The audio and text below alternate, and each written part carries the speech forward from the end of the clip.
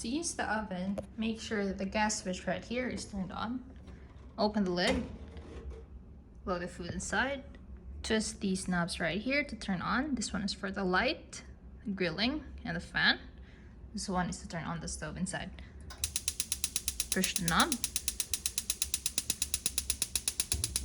Twist to the left.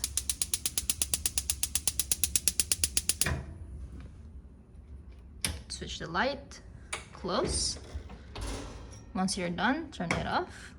You can also set the timer from here.